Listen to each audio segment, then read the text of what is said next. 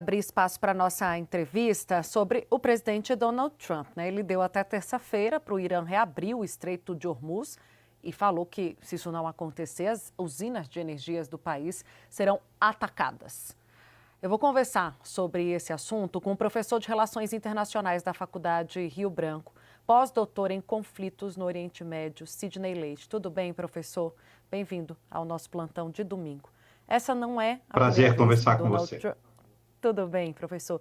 Não é a primeira vez que o Donald Trump dá esse ultimato para o Irã. No entanto, o Estreito de Hormuz permanece fechado.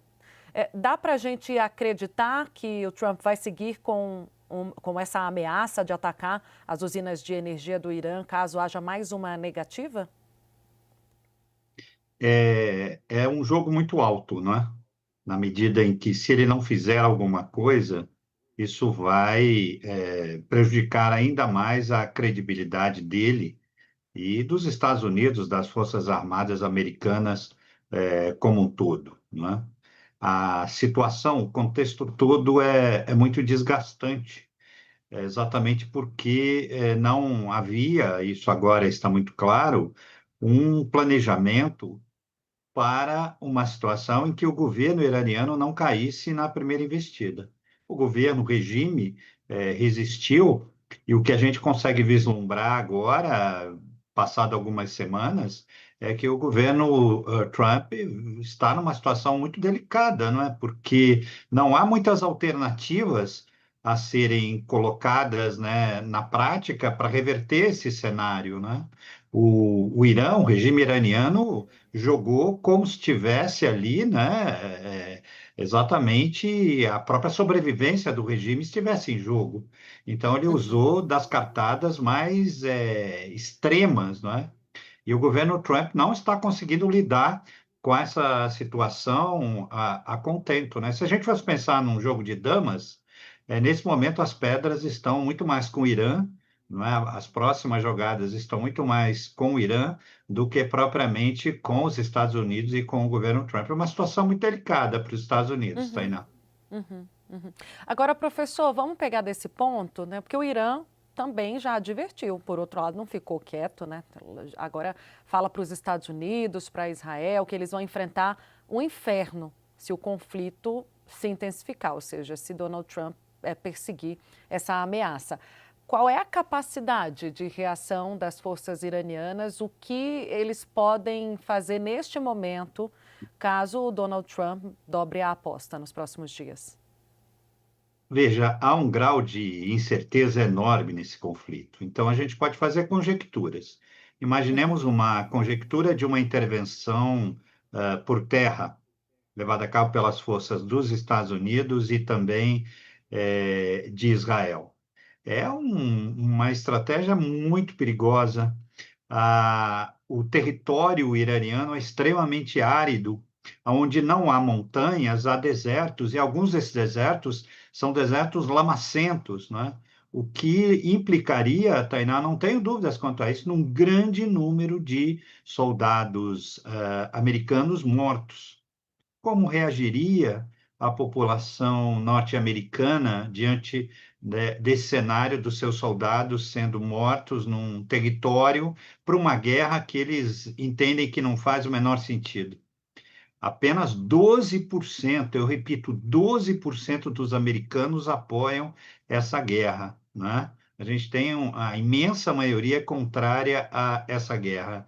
O segundo aspecto, já que falei de duas possibilidades, a primeira é essa, uma escala ainda mais alta, com uma intervenção por terra, dos Estados Unidos. O Irã encontrou uma estratégia muito eficaz que necessariamente não está vinculada à posse de armamentos sofisticados ou em grande quantidade, que é atacar bases americanas e atacar a infraestrutura dos países aliados aos Estados Unidos naquela região. Essa estratégia tem sido muito eficiente e gerou uma certa imobilidade de Israel e dos Estados Unidos, mesmo com toda a superioridade militar. Deixou de ser uma guerra essencialmente de poderio bélico, né, de assimetria de poderio Uhum. bélico dos Estados Unidos em relação ao Irã para ser uma guerra de estratégia geopolítica, né?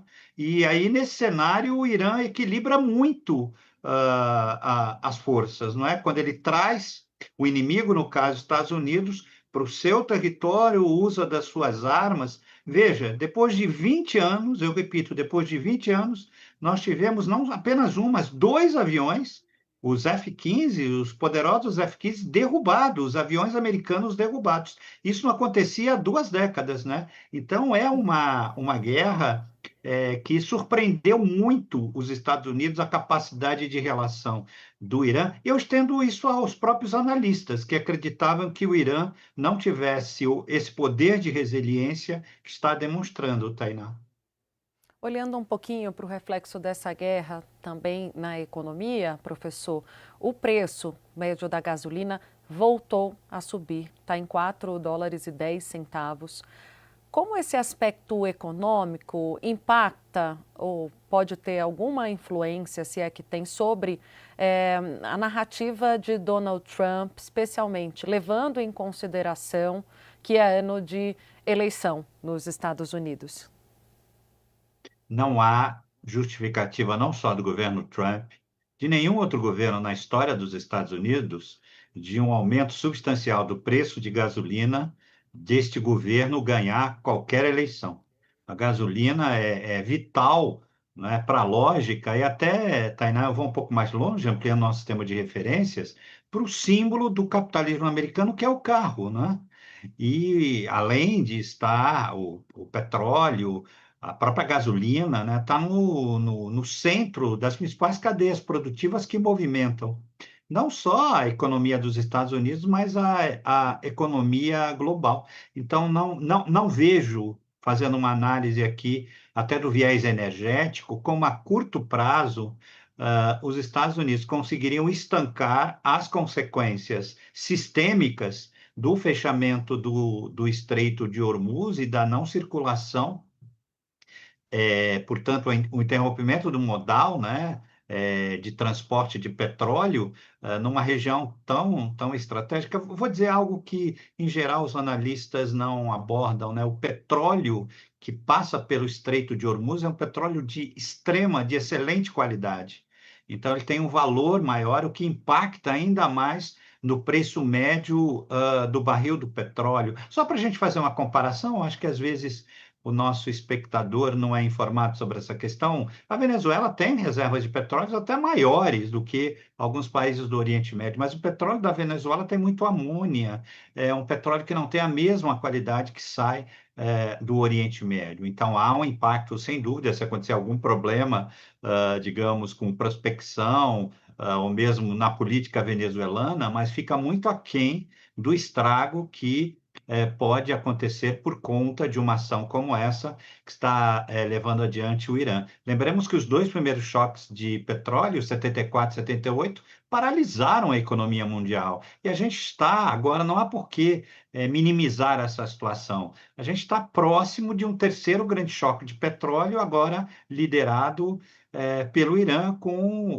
o fechamento, né, ali do Estreito de Hormuz. A situação é muito grave para os Estados Unidos, em especial, e pelo governo Trump, que parece perdido, não é? Um governo que, em relação a esse tema, já foi e voltou, disse, desdisse. Na verdade, não há uma estratégia clara.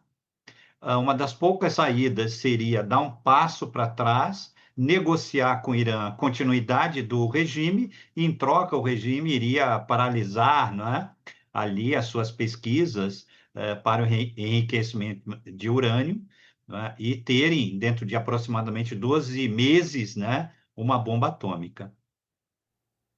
Professor, obrigada pela sua participação hoje no nosso plantão de domingo. Esse foi o professor de Relações Internacionais da Faculdade Rio Branco, também pós-doutor em conflitos no Oriente Médio, Sidney Leite. Até uma próxima.